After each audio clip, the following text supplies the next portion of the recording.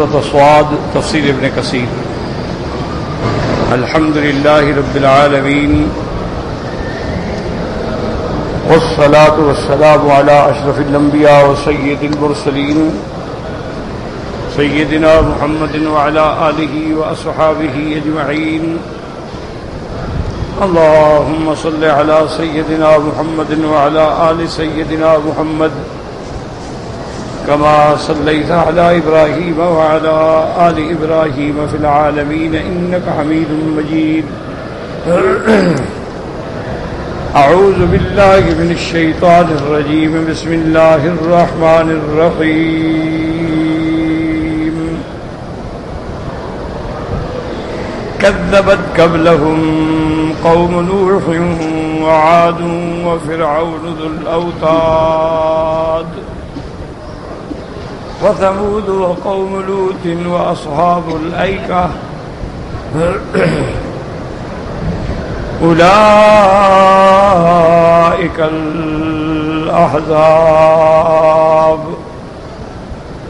إن كل إلا كذب الرسل فحق عقاب وما ينظر هؤلاء إلا صيحة واحدة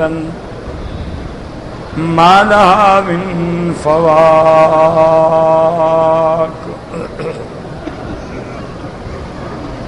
وقالوا ربنا عجل لنا قطنا قبل يوم الحساب۔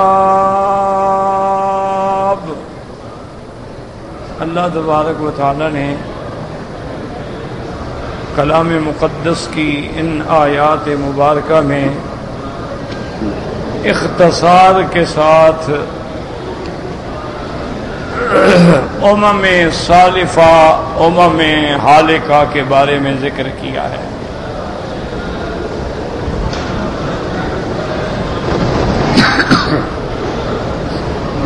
سب سے پہلی بات تو یہ دماغ میں رکھ لیں کہ قرآن مقدس نے سابقہ امتوں کے واقعات کیوں بیان کیے۔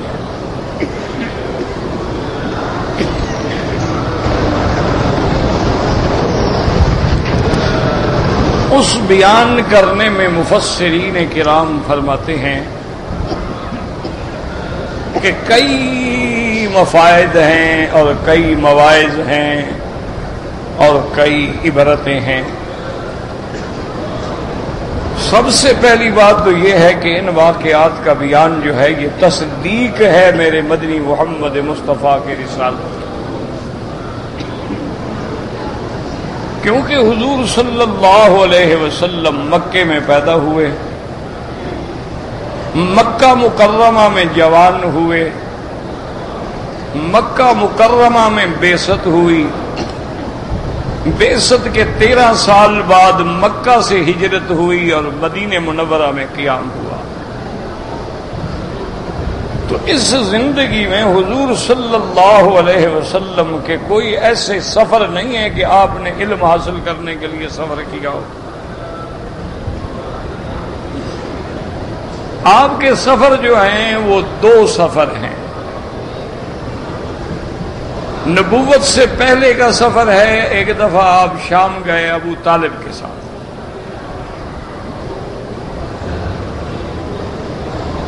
اور دوسری دفعہ سیدہ خدیجہ الکبریٰ رضی اللہ تعالی عنہا نے اپنے پیسے دے کر تجارت کے لیے حضور صلی اللہ علیہ وسلم کو بھیجا۔ اس کے علاوہ تو حضور کا سفر نہیں۔ اور جس سرزمین میں اللہ نے میرے محبوب کو پیدا فرمایا ہے اس سرزمین میں کوئی علم نہیں، اس سرزمین میں اس زمانے میں کوئی مدرسہ نہیں، کوئی جامعہ نہیں، کوئی یونیورسٹی نہیں، کوئی حصول علم کا ذریعہ ہی نہیں۔ اور جس امت میں پیدا فرمایا ہے وہ امت بھی امیین میں سے ہے، وہ بھی کوئی اہل کتاب نہیں۔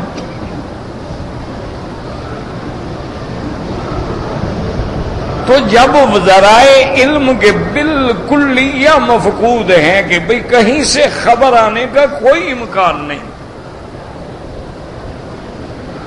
اور اب حضور ہمیں خبر دیتے ہیں حضرت آدم علیہ السلام کی کہ اللہ نے ان کو آسمانوں میں کیسے پیدا فرمایا، اللہ نے ان کو کیسے مسجود الملائکہ بنایا، ان سے کیسے غلطی ہوئی، شیطان نے کیسے بہکایا، پھر اللہ نے ان کو دنیا میں اتارا. یہ سارے واقعات جو بتا رہے ہیں تو حضور کے پاس تو کوئی ذریعہ نہیں ہے. حضور ہمیں خبر دیتے ہیں کہ حضرت نوح علیہ السلام نے 950 سال تک قوم کو دعوت توحید دی. حضرت نوح علیہ السلام کی عمر نہیں تھی 950 سال. یہ لوگوں کو مغالطہ لگتا ہے. قرآن میں آتا ہے نا الف سنۃ الا 50 عاما، 1000 کم 50. تو لوگ سمجھتے ہیں بھی حضرت نوح علیہ السلام، یہ نہیں بات. حضرت نوح علیہ السلام کی عمر 1050 سال تھی. 40 سال کے بعد آپ کو نبوت ملی. 950 سال آپ نے دعوت توحید دی. پھر قوم غرق ہوئی. اس کے بعد آپ 60 سال زندہ رہے اور پھر وفات ہو. کیونکہ یہ تو اللہ کا اصول ہے کہ 40 سال سے پہلے نبوت ہی نہیں دیتے. تو حضرت نوح علیہ السلام نے 950 سال قوم کو دعوت دی. قوم نہ مانی. پھر اللہ کے حکم سے نوح علیہ السلام نے کشتی بنائی. پھر کشتی میں سوار ہوئے. باقی غرق ہو گئے. بیٹا غرق ہو گیا. کشتی جودی تک پہنچی. یہ سارے واقعات جو حضور بتلا رہے ہیں تو یہ تصدیق رسالت ہے کہ اے مکے والوں سمجھ لو یہ مدنی محمد مصطفیٰ اللہ خبریں دے رہا ہے تو بتلا رہے ہیں.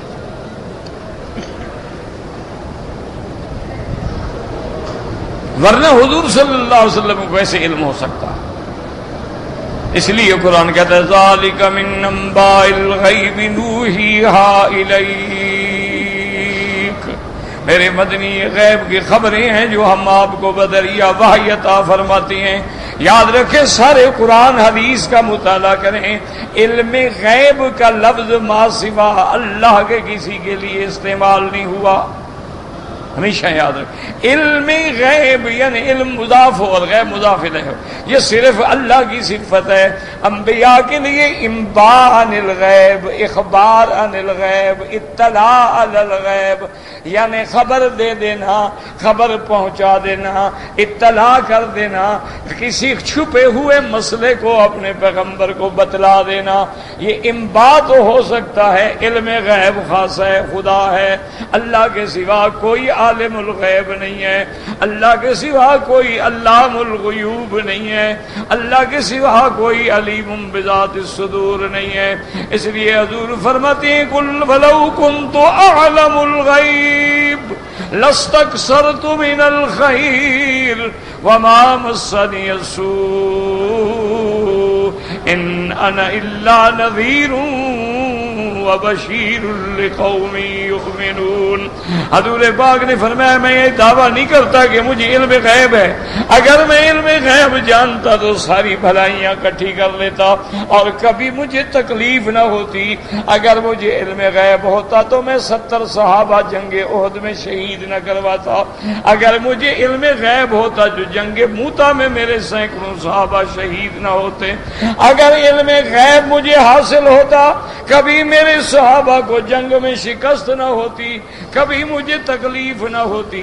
علم غیب اللہ کی صفت ہے. وہ چاہیں تو خبر دے دیتے ہیں، نہ چاہیں تو نہ دیں.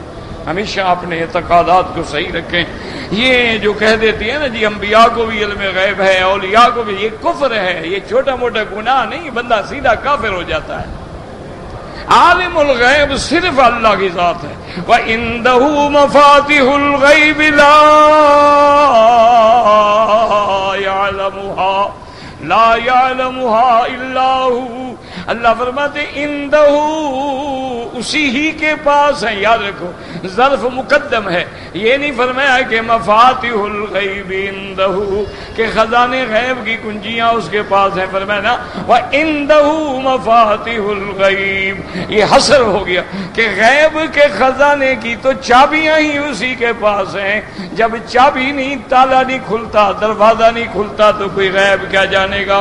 یعلم ما فی البر والبحر وما تسقط من ورقة إلا يعلمها ولا حبة في ظلمات الأرض ولا رطب ولا يابس إلا في كتاب مبین.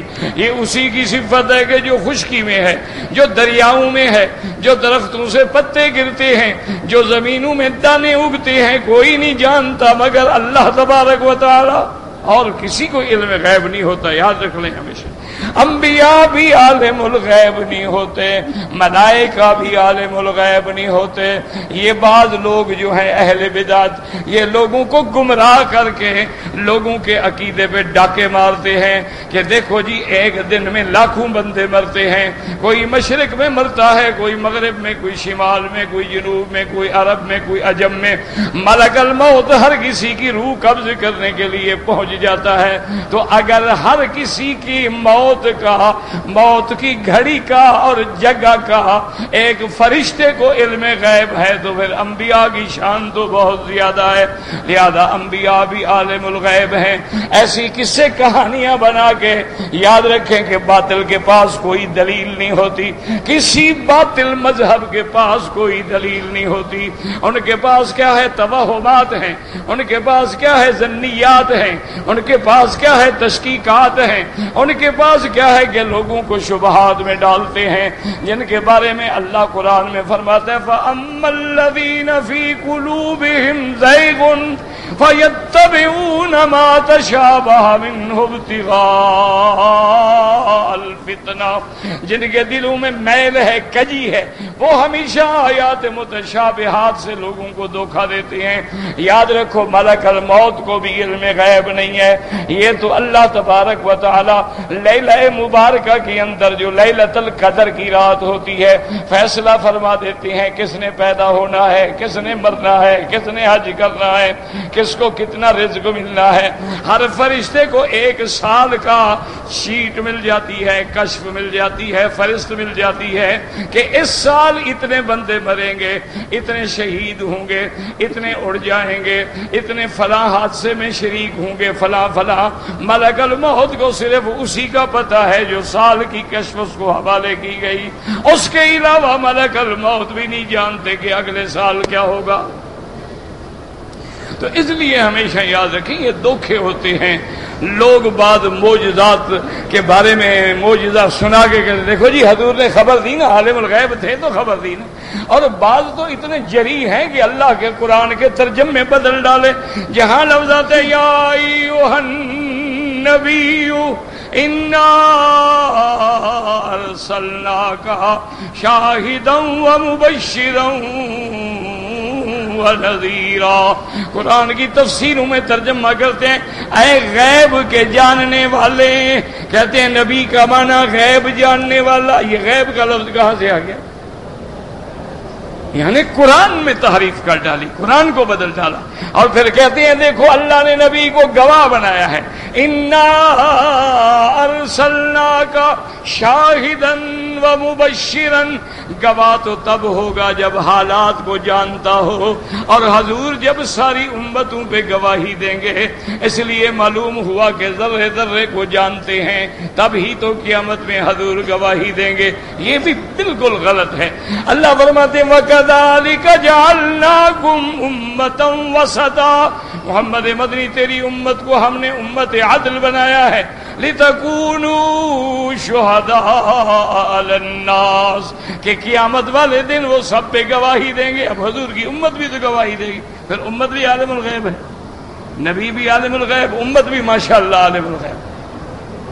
حالانکہ قرآن میں باقاعدہ موجود ہے کہ قیامت والے دن جب نبی آئیں گے ہر امت پیش ہوگی. فَكَيْفَ إِذَا جِئْنَا مِنْ كُلِّ أُمَّةٍ بِشَهِيدٍ وَجِئْنَا بِكَ عَلَىٰ هَٰؤُلَاءِ شَهِيدًا. اللہ فرماتی ہر پیغمبر کو بلائیں گے، پیغمبر سے فرمائیں گے تم نے ان کو میری تبلیغ کی، توحید پہنچائی، دین پہنچایا، کہیں گے پہنچایا. اللہ فرمائیں گے امت اسے بولے گا نہیں جناب انہیں نہیں پہنچایا. اب اللہ فرمائیں گے پیغمبر بھائی تمہارا گواہ کون ہے؟ انہوں نے کہا میرا گواہ امت محمد مصطفیٰ ہے. تو اب حضور کی امت بھی گواہی دے گی۔ اچھا، لوگ پوچھیں گے کہ حضور کی امت تو سب سے بعد میں آئی ہے، یہ کیسے گواہی دیں گے؟ انہوں نے کہا ہم گواہی دے رہے ہیں، ہمیں خبر دی ہے محمد الرسول اللہ نے کہ ہر پیغمبر نے دعوت پہنچائی، جب ہمارا نبی سچا ہے تو اس کے کہنے پہ ہم گواہی دے رہے ہیں۔ تو یہ تو گواہی کا معنی حاضر ناظر تو نہیں ہے، یہ تو ایسے لوگوں نے بنا دیا ہے کہ گواہ کا معنی وہ ہوتا ہے جو حاضر ناظر ہو۔ گواہ کا معنی یہ ہوتا ہے کہ جب علم قطعی کی خبر ہو جائے، گواہی جب اللہ نے خبر دے دی کہ ہر پیغمبر نے دین پہنچایا ہے، حضور نے وہی خبر آگے دے دی۔ اس لیے ہمیشہ یاد رکھیں کہ یہ واقعات جو بیان ہوئے ہیں یہ تصدیق ہے رسالت محمد مصطفیٰ۔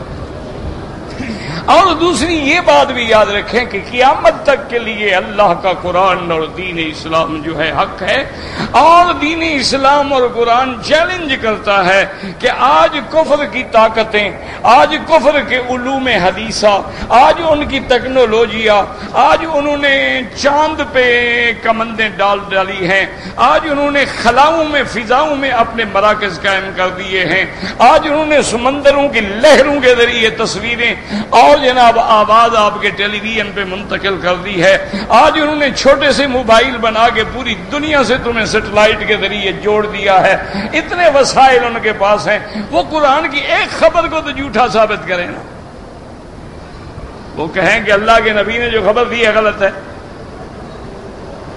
کیا خیال ہے آپ کا؟ وہ خاموش بیٹھے ہوئے ٹکریں مار مار کے مایوس ہو گئے، کوئی بات غلط ملتی نہیں۔ آخر میں آگے انہیں ماننا پڑتا ہے کہ جو محمد عربی نے کہا وہ سچ ہے، یہ نہیں ہے۔ یعنی ابھی تازہ بات ہے، ایک آدمی ہے وہ کافر ہے، عیسائی ہے، بہت بڑا ڈاکٹر ہے، بیکٹیریا کا یہ جراثیم جو ہوتے ہیں ان کے بارے میں وہ ڈاکٹر ہے۔ یہ عام ڈاکٹر نہیں ہماری ہسپتالوں میں بیٹھنے والے، ہمارے ہاں تو جو آدمی تھوڑا سا ڈسپینسر بھی ہو جائے وہ بھی ڈاکٹر ہو جاتا ہے۔ غریبوں کو لوٹنا ہے، یتیموں پر تجربہ کرنا ہے، بیواؤں پہ سیکھنا ہے، کس نے پوچھنا ہے وہ مر جائے کوئی جیتا رہے۔ وہ انٹرنیشنل لیول کا ڈاکٹر ہے، اس نے کہیں حدیث سنی کہ حضور صلی اللہ علیہ وسلم فرماتے ہیں کہ برتن پلید ہو جائے 3 دفعہ دھو ڈالو بس پاک ہو گیا، لیکن اگر کتا منہ مار لے تو حضور صلی اللہ علیہ وسلم فرماتے ہیں کہ 7 دفعہ دھو اور 1 دفعہ اس کو مٹی مل کے مانج کے صاف کرو۔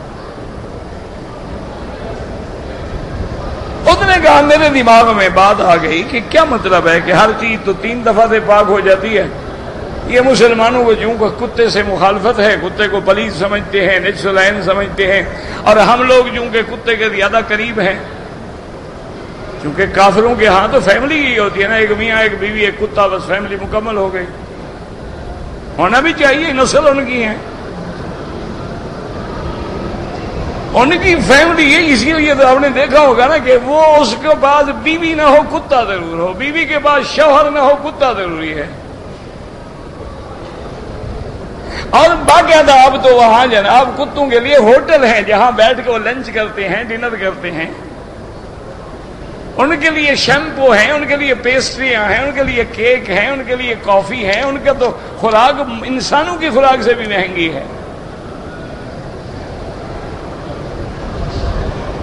تو اس نے کہا میرے دل میں خیال آیا کہ مسلمانوں کو ہمارے ساتھ چونکہ ضد ہو گئی ہے، ہر بات میں ہماری مخالفت کرتے ہیں، چونکہ ہم تو کتے کو چاٹتے ہیں، چومتے ہیں، کتا ہمارے منہ کو زبان سے صاف کرتا ہے، پیار اپنا ظاہر کرتا ہے، تو اس لیے انہوں نے بس یہ کہہ دیا ان کے پیغمبر نے کہ جی اس کو 7 دفعہ دھوئیں اور 1 دفعہ مٹی سے ملیں۔ انہوں نے کہا یہ کیا بات ہے؟ پھر اس نے کہا مجھے خیال آیا کہ چلو بھائی آخر ایک بات ہے، اس کا تجربہ کرنا چاہیے، تو میں نے اپنے پاس جو برتن رکھا تھا جس میں کتے کو پانی پلاتا تھا، کھانا کھلاتا تھا، وہ زبان سے چاٹتا تھا، اس کو کہتا ہے کہ میں نے 1 دفعہ دھویا، پھر میں نے میکروب لگایا، مشین لگائی، دیکھا کہ ابھی جراثیم باقی ہیں، 2 دفعہ دھویا، 3 دفعہ دھویا، 4 دفعہ دھویا، جراثیم باقی ہیں، 5 دفعہ دھویا، 6 دفعہ دھویا، 7 دفعہ دھویا، جراثیم باقی ہیں، جب میں نے مٹی سے رگڑ کے صاف کیا تو اب جراثیم مر گئے۔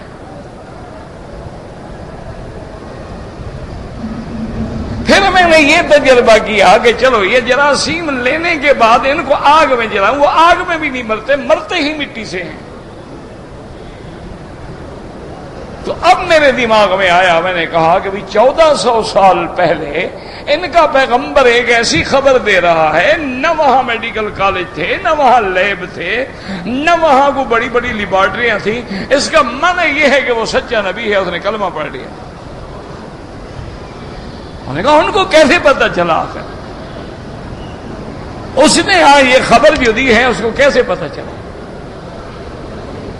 تو اس لیے یہ واقعات اللہ نے قرآن میں کھول کھول کے بیان کیے ہیں کہ جب تم پڑھو گے تو تمہاری آنکھیں کھل جائیں گی کہ محمد مصطفیٰ مکے میں بیٹھے ہیں اور خبر نوح کی دے رہے ہیں، مکے میں بیٹھے ہیں اور قوم عاد اور حضرت ہود کی خبر دے رہے ہیں، مکے میں بیٹھے ہیں اور قوم سمود اور حضرت صالح کی خبر دے رہے ہیں، مکے میں بیٹھے ہیں اور فرعون اور حضرت موسیٰ کی خبر دے رہے ہیں، مکے میں بیٹھے ہیں اور حضرت یوسف کے بارے میں قصہ سنا رہے ہیں۔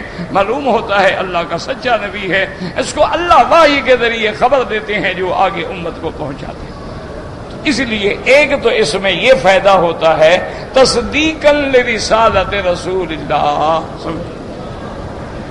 اچھا، دوسرا فائدہ یہ ہوتا ہے کہ حضور کی امت کے لیے سبق ہے اور عبرت ہے۔ بھی قوم عاد برباد ہو گئی، کیوں برباد ہوئی؟ انہوں نے کون سا ایسا جرم کیا تھا جس کی وجہ سے اللہ کا عذاب آیا؟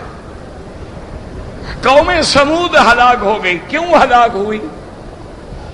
قوم فرعون غرق ہو گئی، کیوں غرق ہو گئی؟ قوم لوط کو اللہ نے اٹھا کے الٹا ڈال کے پتھروں کی برسات کر دی، کیا وجہ کیا تھی؟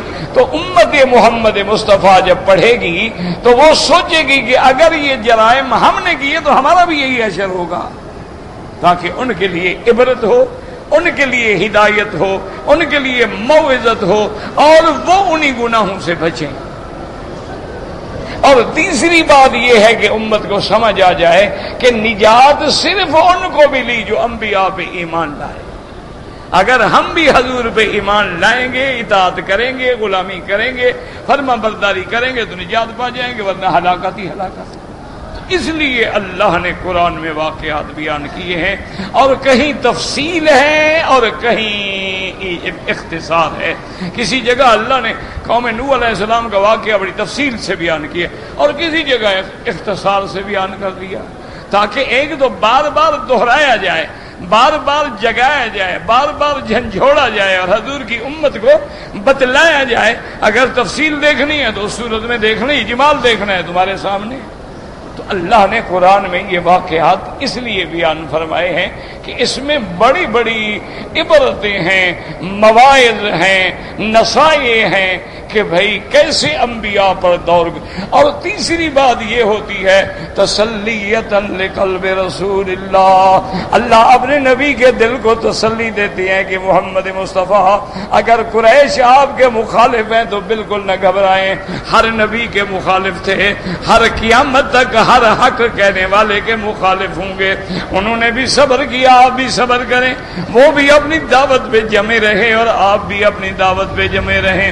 وَاصْبِرْ كَمَا صَبَرَ أُولُو الْعَزْمِ مِنَ الرُّسُلِ، انبیاء کے سروں پہ آرے رکھ کے ان کو دو ٹکڑے کیا گیا، انبیاء کو ایک ایک دن میں 70 انبیاء کو شہید کیا گیا، انبیاء کی توہین کی گئی۔ حضرت نوح کے گلے میں رسا ڈال کے ظالم آ کے کھینچتے تھے، جب بے ہوش ہو جاتے آنکھیں ابل پڑتی تو گرا کے چلے جاتے۔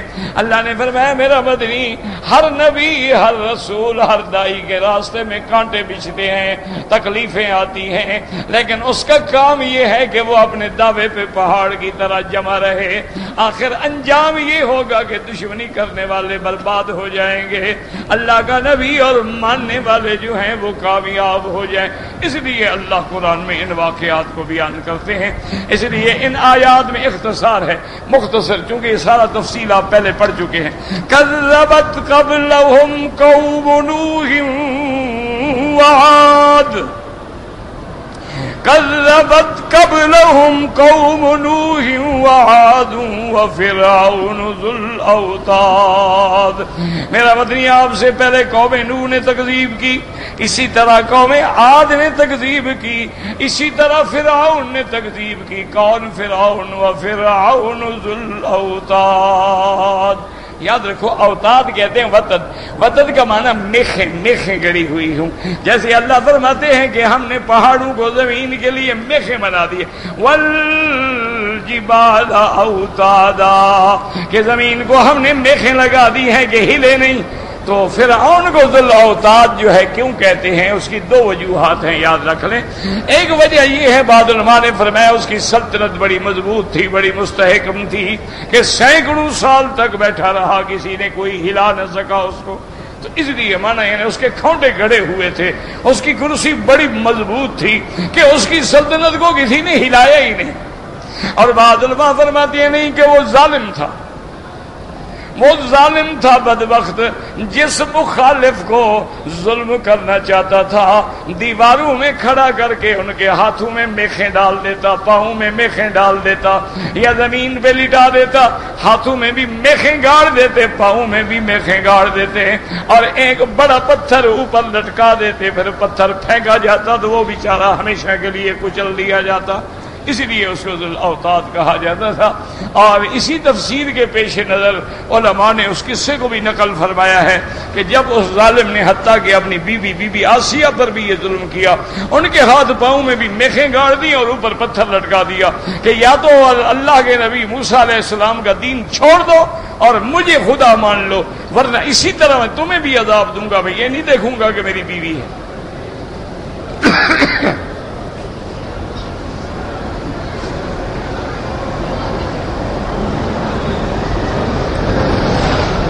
لیکن ایمان کی شان دیکھیں گے، بی بی اسی حالت میں ہے. اور اللہ نے اس واقعے کو نقل کیا. اس وقت بھی بی بی زبان پہ دعا ہے، رب ابن لی عندک بیتا، رب ابن لی عندک بیتا فی الجنہ ونجنی من فرعون وعملہ. کہ میرا اللہ مجھے جنت میں اپنے قریب گھر عطا فرما، اور مجھے فرعون اور اس کے عمل و عقیدے سے نجات عطا فرما. یا اللہ مجھے دین پہ ثابت قدم فرما. اور یاد رکھو اللہ نے کیسے دعا قبول کی کہ جنت میں سب سے اعلیٰ گھر کس کا ہوگا؟ حضرت محمد مصطفیٰ. تمام انبیاء سے اعلیٰ، تمام رسولوں سے اعلیٰ. اور یہ بی پھر قیامت کے بعد جنت میں اللہ اس کا نکاح کریں گے حضرت محمد مصطفیٰ سے. تو حضور کی بیوی بن کے حضور کے گھر میں پہنچے گی نا، اس سے گھر پھر کس کا اونچا ہے؟ رب ابن لی عندک بیتا فی الجنہ. المفسرین نے لکھا ہے روایات کتب متقدمہ سے، اللہ نے فرمایا جبریل ذرا پردے ہٹا دو، بی بی کو دکھاؤ تمہارا گھر جنت میں کہاں ہے. جب پردے ہٹ گئے اور بی بی نے دیکھا تو بی بی مسکرائی.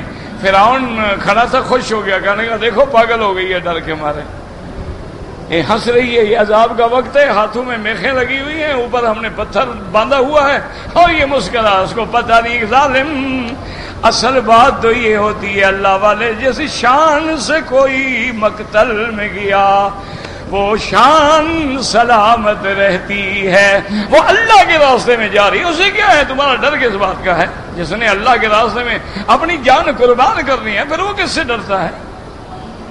اب تک بی بی جو ہے وہ شہید ہو. اس لیے کہتے ہیں وَفِرْعَوْنُ ذُو الْأَوْتَادِ وَثَمُودُ وَقَوْمُ لُوطٍ وَأَصْحَابُ الْأَيْكَةِ أُولَئِكَ الْأَحْزَابُ. اللہ نے فرمایا اسی طرح قوم سمود، اسی طرح قوم لوط، اسی طرح وہ درختوں کے جھنڈ والے اصحاب الایکہ، یہ ساری کی ساری جماعتیں جو ہیں ان کا حال کیا تھا؟ ان کل الا کذب الرسل، ان کل الا کذب الرسل فحق عقاب، ان میں سے ہر ایک نے رسولوں کی تکذیب کی، جب رسولوں کو جھٹلایا تو میرا عذاب واقع ہو گیا، سچ ہو گیا، ثابت ہو گیا۔ وما ينظر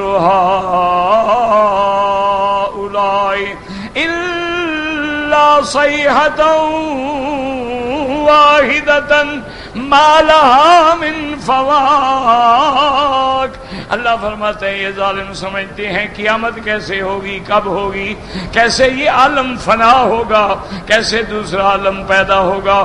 اللہ نے فرمایا ظالموں، ایک صیحہ ہوگی، ایک آواز ہوگی، اسرافیل جو ہے وہ سور پھونکیں گے اور قیامت ایسے اچانک آ جائے گی۔ قیامت قریب آ چکی ہے، قیامت تمہارے نزدیک آ چکی ہے۔ اقتربت الساعة وانشق القمر وأن الساعة آتية لا ريب فيها ان اللہ یبعث من فی القبور۔ قیامت برحق ہے، قیامت آنے والی ہے۔ یاد رکھو دشمنان اسلام کہتے ہیں، قرآن کہتا ہے قیامت قریب ہے، ہزاروں سال گزر گئے، قریب کا کیا معنی ہے؟ اللہ نے فرمایا یہ ظالم جاہل ہیں، یہ نہیں سمجھتے ہیں اللہ کے علم میں وہ قریب ہے۔ انہم یرونہ بعیدا ونراہ قریبا، یہ اس کو بعید سمجھتے ہیں، بعید الوقوع سمجھتے ہیں، ہم قریب سمجھتے ہیں کہ ہمارے لیے مشکل کوئی نہیں ہے، جب چاہیں آ جائے گی۔ اور اس کے بعد دوسری بات یاد رکھو، ہر آنے والی چیز قریب ہوتی ہے اور جانے والی چیز دور ہوتی ہے۔ قیامت آ رہی ہے، دنیا جا رہی ہے۔ الدنیا مدبرۃ والآخرۃ مقبلۃ، دنیا پیٹھ دے کے جا رہی ہے، جو دن گزر گیا ختم ہو گیا، اور قیامت آ رہی ہے۔ تو آنے والی چیز جو ہے وہ قریب ہوتی ہے اور جانے والی چیز جو ہے وہ بعید ہوتی ہے۔ اور تیسری بات یاد رکھیں کہ قریب کا معنی وہ نہیں ہوتا جو تیرے دماغ میں ہو، ہر چیز کی مصطلحات الگ ہیں، یہ تو اللہ کے قرآن کا فرمان ہے اور قرآن کی اصطلاح میں ہے۔ اس لیے ہمیشہ یاد رکھ، اب دیکھیں ایک آپ نقشہ بناتے ہیں دنیا کا، دیکھا ہے نا آپ نے، گول بنا ہوتا ہے، جیسے آپ کی یعنی کورا ہوتا ہے، بال ہوتی ہے، ایسے گول گلوب بنا دیتے ہیں، اس میں چھوٹا سا اشارہ کر دیتے ہیں، اس سے مراد دریا ہے، اس سے مراد سمندر ہے، اس سے مراد آبادی ہے، اس سے مراد صحرا ہے، چھوٹے چھوٹے چھوٹے چھوٹے۔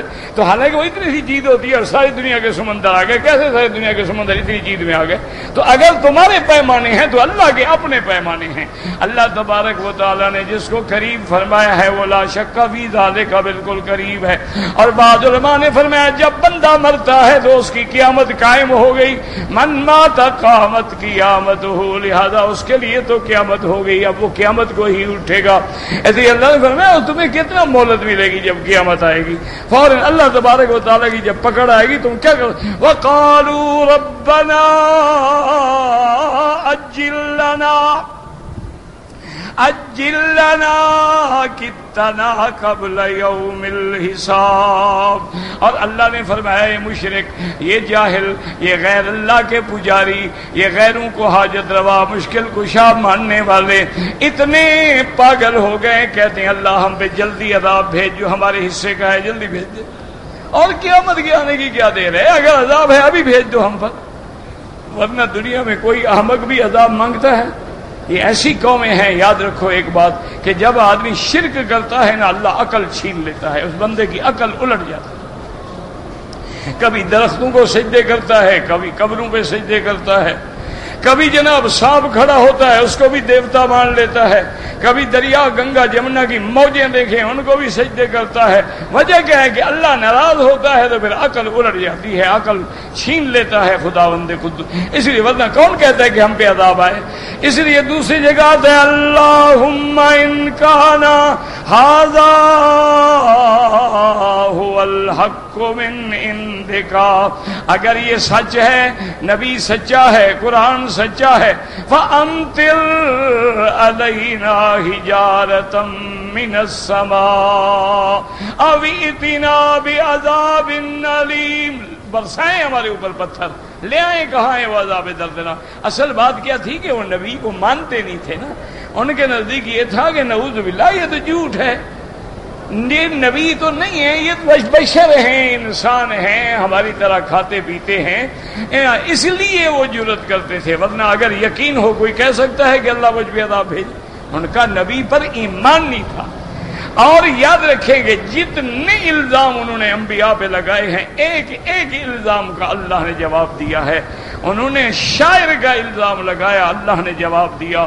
انہوں نے ساحر کا الزام لگایا، اللہ نے جواب دیا۔ انہوں نے کاہن کا الزام لگایا، اللہ نے جواب دیا۔ انہوں نے کذاب کا الزام لگایا، اللہ نے جواب دیا۔ انہوں نے مفتری کا الزام لگایا، اللہ نے جواب دیا۔ انہوں نے قرآن کو اختلاق کے بارے میں کہا تو اللہ نے جواب دیا، اور پھر اللہ نے ساری امتوں کے احوال کو ذکر کیا تاکہ یہ امت جو ہے وہ عبرت پکڑے۔ اس لیے مفسر فرماتے ہیں یقول تعالی مخبرا هؤلاء القرون الماضیۃ ما حل بهم من العذاب والنقال والنقمات في مخالفة الرسل تكذيب الانبیاء۔ اللہ خبر دیتے ہیں جو زمانے مدتیں گزر گئیں، جو قومیں گزر گئی ہیں اور جو ان پہ عذاب آئے، اللہ کی طرف سے سختی آئی کیونکہ انہوں نے رسولوں کی مخالفت کی، انبیاء کی تکذیب کی۔ وقت تقدمت قصۃ مبسوطۃ فی اماکن متعددہ۔ اب مفسر فرماتے ہیں کہ یہ واقعات آپ قرآن میں کئی جگہ پڑھ چکے ہیں، لہذا زیادہ تفصیل کی یہاں ضرورت نہیں ہے۔ وقولہ تعالی اولئک الاحزاب، جو قومیں پہلے گزری، جو جماعتیں پہلے گزری ہیں مکے والوں، کانوا اکثر منکم واشد قوۃ، وہ تم سے عدد میں بھی زیادہ تھے، طاقت میں بھی زیادہ تھے، واکثر اموالا واولادا، مال میں بھی زیادہ تھے، اولاد میں بھی زیادہ تھے۔ فما دافع ذلك المذاب بالله من شيء لما جاء ربك، جب اللہ کا عذاب آیا نہ دولت نے روکا، نہ مال نے، نہ اولاد نے، نہ طاقت نے، کوئی چیز تمہارے پاس تو کچھ بھی نہیں ہے، ان کو نہیں بچا سکے، تم کس بات کرتے ہو؟ ان کل الا كذب الرسل فحق عقاب فجعل علة اهلاكهم وتكذيبهم بالرسل فليحذر المخاطبون من ذلك شد الحذر۔ اب اللہ نے بتلایا کہ ان کے ہلاک ہونے کا سبب کیا تھا، علت کیا تھی کہ انہوں نے انبیاء کی تکذیب کی، لہذا حضور کی امت کو ڈرنا چاہیے کہ تم بھی تکذیب کرو گے تو پھر تمہارا بھی یہی حال ہوگا۔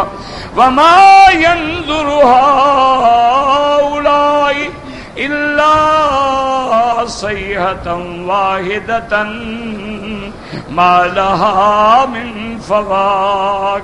قال مالک عن زید بن سمعت مسنویۃ اے ما ينظر، یعنی کوئی دوسری بات نہیں ہے، یہ ما ينظرون الا الساعة، قیامت کا انتظار کر رہے ہیں، ان تأتيهم بغتة فقد جاء اشراطها، قیامت اچانک آئے گی، اور قیامت کی جتنی نشانیاں ہیں، جتنی علامتیں ہیں وہ آ چکی ہیں۔ علامات صغرا گزر گئی ہیں، باقی علامات کبریٰ ہیں۔ یاد رکھو جو چھوٹی نشانیاں ہیں قیامت کی وہ ساری پوری ہو گئی ہے، اب باقی بڑی بڑی نشانیاں ہیں۔ خروج الدابۃ من الصفا، صفا پہاڑ سے ایک جانور نکلے گا، یتکلم، انسانوں کی طرح کلام کرے گا، اسی طرح یاجوج ماجوج کا نکلنا، اسی طرح مہدی کا آنا، اسی طرح حضرت عیسیٰ ابن مریم کا نازل ہونا، یہ بڑی علامات باقی ہیں، باقی چھوٹی علامتیں تو سب پوری ہو چکی ہیں۔ فقد اقتربت هذه السيئة نفخة الفتح، اب قیامت بالکل قریب آ گئی ہے، اور صیحہ سے کیا مراد ہے کہ جب سور پھونکا جائے گا اور گھبراہٹ طاری ہوگی، الذي يأمر الله تعالى إسرافيل أن يطولها فلا يبقى أحد من أهل السماوات والأرض إلا فتح إلا من استثنى عز وجل۔ جب پہلا سور پھونکا جائے گا اللہ حکم دیں گے اسرافیل کو کہ سور کے پھونک کو زیادہ لمبا کرو، حتیٰ کہ زمین پہ دنیا میں جو چیز ہوگی سب فنا ہو جائے گی۔ ونفخ فی الصور فصعق من فی السماوات من فی الارض الا من شاء اللہ ثم نفخ فیہا اخری فاذا هم قیام ینظرون۔ پہلا سور پھونکا جائے گا دنیا ختم، اور دوسرا سور پھونکیں گے تو سب قبروں سے اٹھ کھڑے ہوں گے، ان کے درمیان میں 40 سال کا وقفہ ہوگا۔ قالوا جل وعلا قالوا ربنا عجل لنا قطنا قبل يوم الحساب، هذا انكار من الله تعالى المشركين في دعائهم على انفسهم بتعجيل العذاب، فان القط هو الكتاب وقيل هو الحظ والنصيب۔ نصیب. اللہ پاک نے فرمایا دیکھو ایک کیسی بدبخت قوم ہے، اپنی ہلاکت کی دعائیں مانگتی ہے، اپنے لیے عذاب کو جلدی مانگتی ہے. کتنا مانا ہمارے حصے میں جو عذاب ہے وہ آ جائے جلدی. کت کا مانا لکھا ہوا، کت کا مانا حظ و نصیب. قال ابن عباس رضی اللہ عنہما مجاہد زہاق وسلم غیر واسال تاجیل العذاب زادہ قتادہ کما قالوا اللهم ان كان هذا هو لكم من عندك فامطر علينا حجارة من السماء او ائتنا بعذاب أليم. قیل سالوا تاجیل نصیب من الجنة كان موجودی الگزار کی دنیا وانما خرج هذا منهم مخرج الاستبعاد والتقذیب. اصل تو یہ تھا استعجال جنت کا، لیکن یہ چونکہ مانتے نہیں تھے نا، وہ کہتے تھے نہ عذاب آئے گا نہ قیامت آئے گی، کچھ بھی نہیں، اس لیے ایسی باتیں کرتے تھے.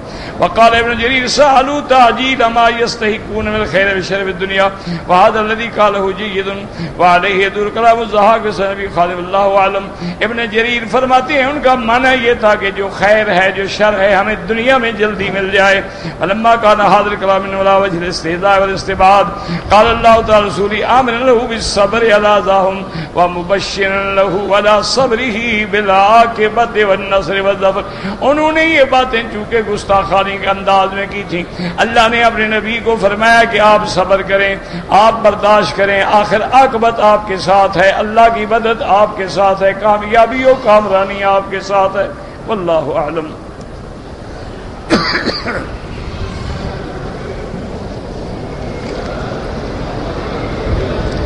کہتے جی کہ ہمارے ملکوں میں نماز کے بعد جو ہاتھ اٹھا کے دعا مانگتے ہیں، ایک بات سمجھ لیں کہ دعا سے تو کوئی مذہب بھی منع نہیں کرتا. اللہ کا قرآن ہے کہ ادعونی، مجھ سے مانگو.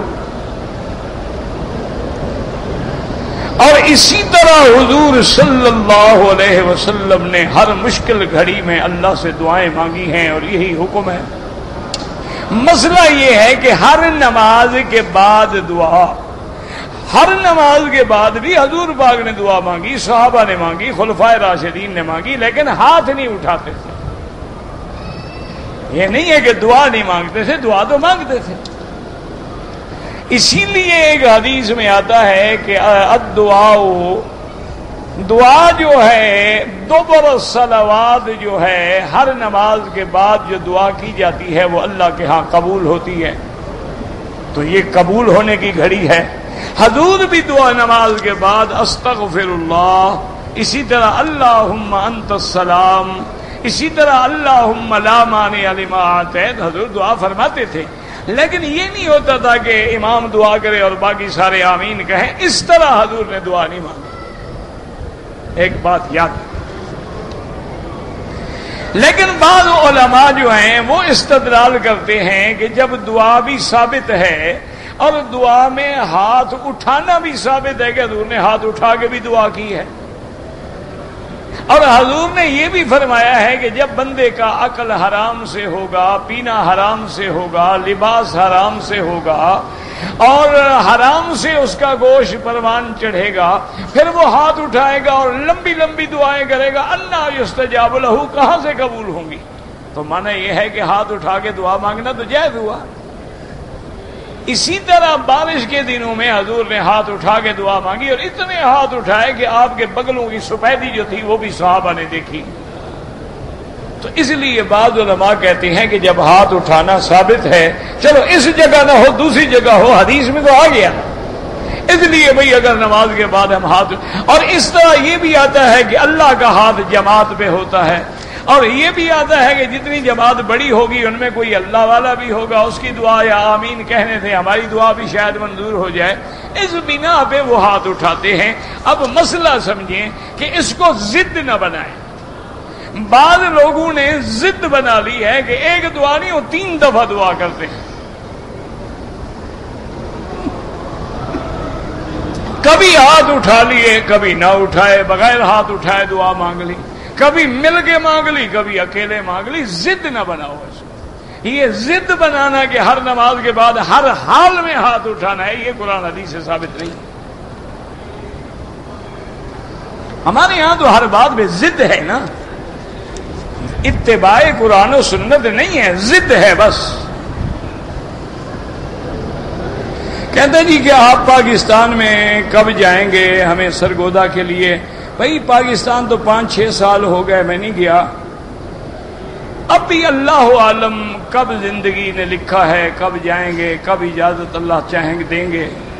ایک تو اس ملک کے حالات بھی پڑھ پڑھ کے پریشان ہو جاتے ہیں کہ اگر ہم وہاں جائیں اور پھر جلسے کریں، اجتماعات ہوں، خدا نہ خواستہ کسی کو نقصان ہو، تو یہ بھی تو ایک بڑا مسئلہ ہے۔ جہاں انسان کی جان، مال، آبرو، عزت کی کوئی حفاظت ہی نہ ہو، کوئی قیمت ہی نہ ہو، تو آدمی کیا کرے؟ اس لیے ہم کہتے ہیں چلو اللہ کے دروازے پہ بیٹھ کے جو خدمت ہو رہی ہے کر رہے ہیں۔ تو بہرحال انشاءاللہ اگر اللہ نے چاہا کبھی پاکستان میں آئے تو پھر انشاءاللہ آئیں گے۔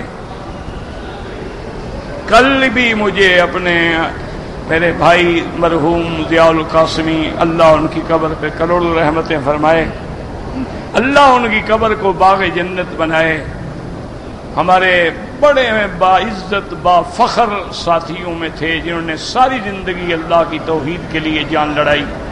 ان کے بیٹے ملے تو میں کافی دیر رات قاسمی صاحب کو یاد کر کے روتا رہا۔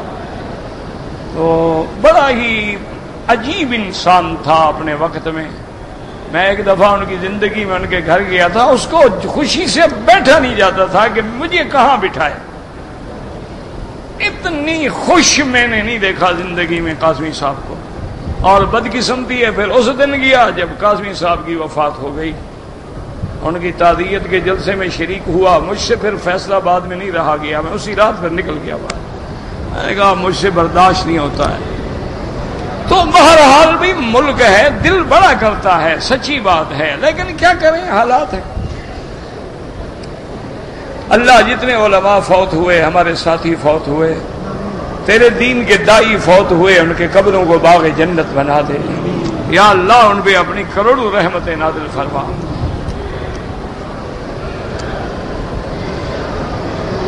یہ اللہ کا شکر ہے الحمدللہ کہ میرے جو ساتھی تھے نا، اللہ نے ایسا ان کو خاتمہ نصیب کیا ہے۔ میرے دوست قاری حماد اللہ، وہ انگلینڈ میں بلیک برن میں ایک مسجد ساجدین ہے، نماز پڑھتے ہوئے فوت ہو گئے،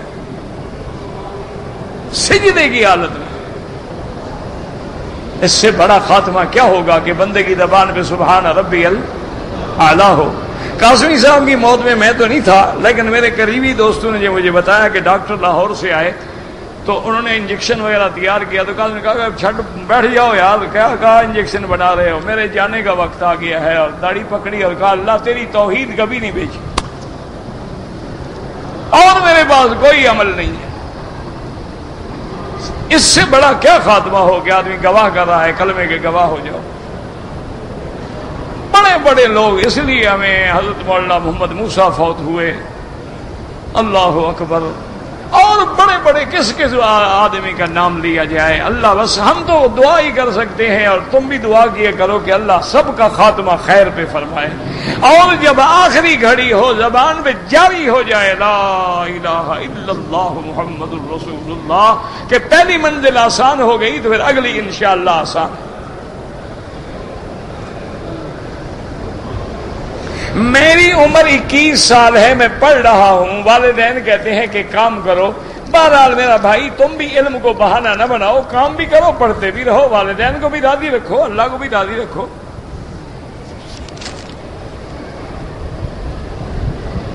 اگر ہماری چپل گم ہو جائے تو باہر سے اٹھا لیں، بالکل نہیں، یہ بالکل ناجائز ہے۔ گم ہو گئی ہے اور خریدیں یا اس کو کپڑے میں لپیٹ کے اپنے ساتھ رکھیں۔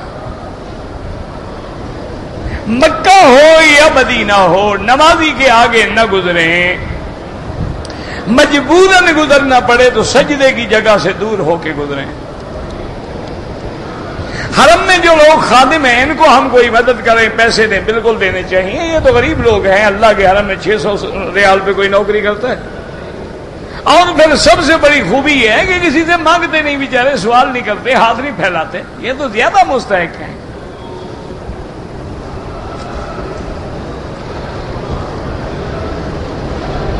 شیعہ کے گھر میں کھانا کھا سکتے ہیں، بالکل ہر کافر کے گھر میں کھا سکتے ہیں، کھانے کا کیا ہے، کھانا تو سب کے گھر میں جائز ہے، لیکن کھانا کھاتے کھاتے خود نہ بھڑک جانا۔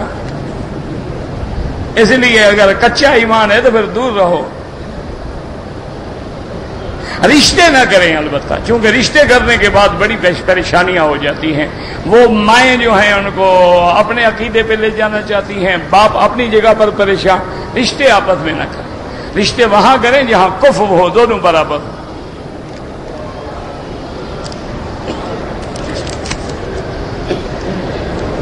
شیعہ کا کفر جو ہے نا میرا بھائی، شیعہ کی ایک قسم نہیں ہے، ان کی شیخ الاسلام ابن تیمیہ رحمت اللہ علیہ نے منہاج السنہ میں 300 سے بھی زیادہ قسمیں لکھی ہیں، اس لیے مطلقاً لفظ شیعہ نہ استعمال کیا کرو۔ ہاں، جو لوگ اللہ کے قرآن کو کامل نہیں سمجھتے، کہتے ہیں یہ قرآن محرف ہے، مغیر ہے، مبدل ہے، وہ کافر ہے۔ جو لوگ بی بی عائشہ کو پاک نہیں سمجھتے، تہمت لگاتے ہیں، وہ کافر ہیں، کیونکہ ان کی برات جو ہے قرآن سے ثابت ہے۔ تو اگر بی بی عائشہ کی برات نہ مانے تو قرآن کا انکار ہے۔ جو صحبت ابو بکر کو نہیں مانتے کافر ہیں، کیونکہ ان کی صحبت قرآن سے ثابت ہے۔ یہ تو حالات ہیں، بعض لوگ ایسے نہیں بھی ہوتے۔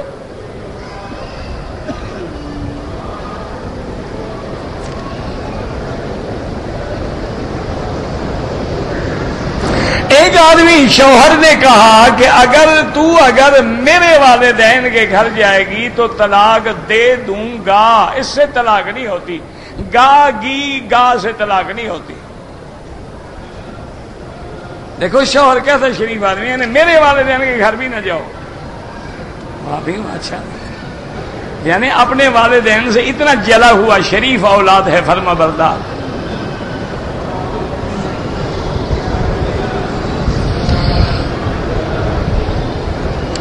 اب یہ بھی مسئلہ ہے کہ میں درس کے دوران کیا پیتا ہوں، یہ ایک مسئلہ ہے شریعت کا۔ مجھے گلے میں تکلیف ہے جناب، میں جوشاندہ پیتا ہوں بنفشے کا، پیا کرو۔ وہ ایک دفعہ حضرت شاہ جی نے واقعہ سنایا تھا، حضرت بخاری رحمت اللہ علیہ، حضرت شاہ جی تقریر کے دوران میں ٹھنڈا پانی پیتے تھے، تو شاہ جی نے فرمایا کہ صاحبزادہ فیض الحسن ہوتے تھے، یہ بریلوی علماء کا ایک بہت بڑا خطیب تھا، بہت بڑا لیڈر تھا۔ اس نے کہا کہ وہ بھی میری نقل کرنے کے لیے جلسے میں آیا اور کسی سے کہا کہ ٹھنڈا پانی رکھو، آج شاہ جی پیتے میں کیوں نہیں پیوں گا۔ این تقریر جب جوبن پہ گئی نا، اور جب اس کو بھڑک، خطیب کو کبھی کبھی بھڑک آتی ہے نا، تو ٹھنڈے پانی کا گلاس پیا، آواز اسی وقت بند ہو گیا، کر کے بیٹھ گیا۔ اور شاہ جی نے کہا بدبخت، تمہیں کس نے کہا تھا ٹھنڈا پانی پیو؟ اور مجھے تو زہر دی گئی، سنکھیا کھلایا گیا، اس کی گرمی میں مجھ سے برداشت نہیں ہوتی، تمہیں کس بے وقوف نے کہا تھا کہ ٹھنڈا پانی پیو؟ انہوں نے کہا جی میں آپ کی نقل کر رہا تھا۔ تو آپ کو شوق ہے نا میری نقل کرنے کا تو کریں جی، آپ بھی گلا جلایا کریں۔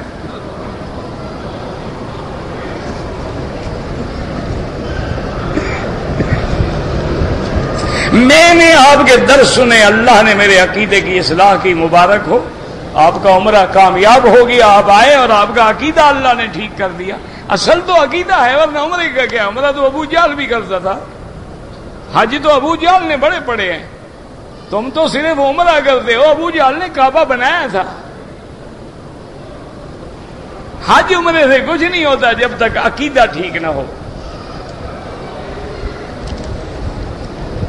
آپ کی ایک رشتہ دار ہیں، آپ کو ملنا چاہتے ہیں، بالکل عشاء کے بعد مجھے ملیں، کوئی منع نہیں، عشاء کے بعد دیکھ لیں میں کہاں بیٹھا ہوں، وہاں مجھ سے آرام سے مل لیں، رش میں تو ملنا اچھا نہیں ہوتا، دیکھ لیں، میں طواف کر کے انشاءاللہ آ جاتا ہوں، تو پھر سامنے برآمدے میں جہاں ٹھنڈی ذرا تھوڑا سا ایئر کنڈیشن کا اثر آتا ہے نا، وہاں بیٹھ جاتا ہوں، بالکل ملیں۔ کچھ لوگ نماز جنازہ زور سے پڑھتے ہیں، یہ ان کو آج کل 1400 سال کے بعد حدیث سمجھ آئی ہے، اللہ ہدایت دے۔ 1400 سال تک تو وہ بھی ایسا پڑھتے رہے، یہ ابھی ان کو 6-7 مہینے سال گزرا ہے کہ سمجھ آیا کہ زور سے پڑھنا ہے۔ بہرحال ان کی مرضی ہے، ورنہ یہ ہے کہ جنازے میں خاموشی سے پڑھا جائے۔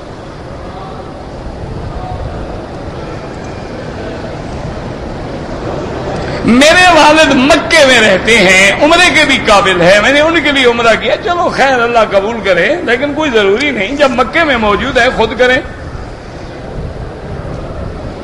ہر نماز کے بعد 7 دفعہ سورۃ فاتحہ پڑھ کے والد کی شفا کے لیے دعا کروں بالکل کریں، سورۃ فاتحہ شفا ہے۔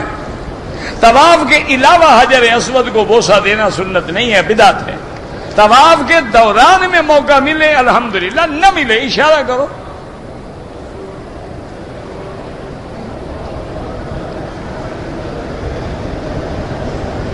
کہتے جی کہ بعض لوگ شادی کے موقع پر دوسرے رشتہ دار کو دعوت نامہ نہ دینے کی وجہ سے شادی میں شریک نہیں ہوتے۔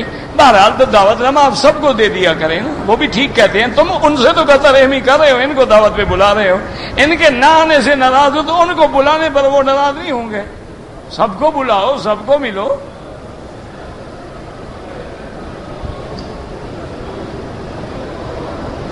ہاں اگر کوئی آدمی امام رکوع میں ہے اور وہ کھڑا رہے، بالکل ناجائز ہے۔ فوراً اذا رکع فرکعوا، جب امام رکوع میں جائے تم فوراً رکوع میں جاؤ۔ اسی طرح اذا سجد فاسجدوا، جب وہ سجدے میں جائے، فا تاکید کے لیے ہوتی ہے، فوراً سجدے میں جاؤ۔ جیسے امام سے پہلے سر اٹھانا ناجائز ہے، یہ بھی ناجائز ہے کہ امام سر اٹھا لے اور تم سجدے میں پڑے ہو۔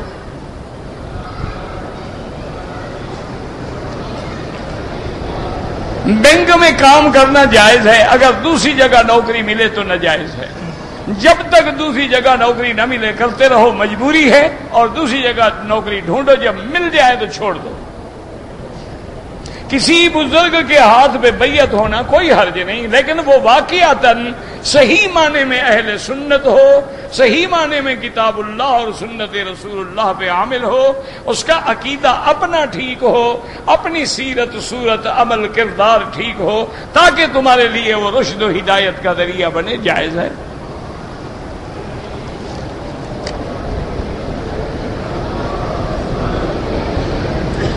جو لوگ امام مسجد کو غائب کا علم جاننے والا سمجھتے ہیں، بہرحال جو لوگ کسی بزرگ کو عالم الغیب سمجھتے ہیں وہ کافر ہو جاتے ہیں، ان کے پیچھے نماز نہیں ہوتی۔ عالم الغیب صرف اللہ ہے، یاد رکھو، یہ نص سے قطعی، قل لا يعلم من في السماوات والارض الغیب الا اللہ۔ اللہ نے فرمایا میرے مدنی کہہ دو آسمان اور زمینوں میں کوئی نہیں جو علم غیب کا جاننے والا ہو مگر اللہ۔ یہ جو مکڑی ہے جرادہ حلال ہے؟ ہاں بالکل حلال ہے۔ عمرہ کرنے سے حج فرض نہیں ہو جاتا۔ میں آپ کے ہاتھ پر بیعت کرنا چاہتا ہوں، میں بھی آپ کے ہاتھ پر بیعت کرنا چاہتا ہوں، پہلے آپ مجھے کر لیں۔ اللہ کے بندے کسی اللہ والے کو ڈھونڈو، میں گناہ گار بد کردار آدمی، مجھ سے اپنے گناہ نہیں اٹھائے جاتے، تمہارے گناہوں کی گٹھڑی بھی اپنے سر پہ رکھ لو، اچھی بات ہے یار۔ کوئی بزرگ ڈھونڈو، اللہ والا ڈھونڈو۔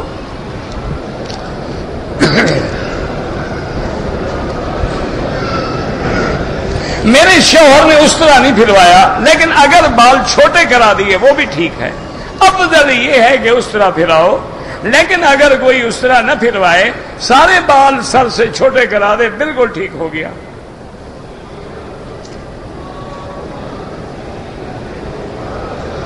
ہم عمرے کے لیے آئے ہیں، ایک بھائی نے احرام نہیں باندھا، بہرحال اب وہ عمرہ بھی قضا کرے اور ایک بکری دم بھی ادا کرے۔ ربنا تقبل منا انک انت السمیع العلیم۔ دعا کریں اللہ عالم اسلام پہ رحم فرما، یا اللہ مسلمان ان کشمیر پہ رحم فرما، یا اللہ کشمیری مسلمانوں پہ رحم فرما، یا اللہ آج وہ باپرد خواتین سڑکوں پہ دھکے کھا رہی ہیں، روٹی کے لیے دودھ کے لیے بچے تڑپ رہے ہیں، یا اللہ فلسطینی مسلمانوں پہ رحم فرما، یا اللہ عراق میں ہیں مسلمان، عرب میں ہیں، عجب میں ہیں، جس ملک میں ہیں ان کی جان مال آبرو عزت کی حفاظت فرما، یا اللہ تمام عالم اسلام کی حفاظت فرما، یا اللہ اس بلد الامین کو قیامت تک ہر فتنے سے محفوظ فرما۔ اللہم اجعل لنا وللمسلمین من کل ہم فرجا ومن کل ضیق مخرجا ومن کل بلاء عافیا، وصلی اللہ تعالی علی خیر خلقہ سیدنا محمد وعلی آلہ وصحبہ اجمعین۔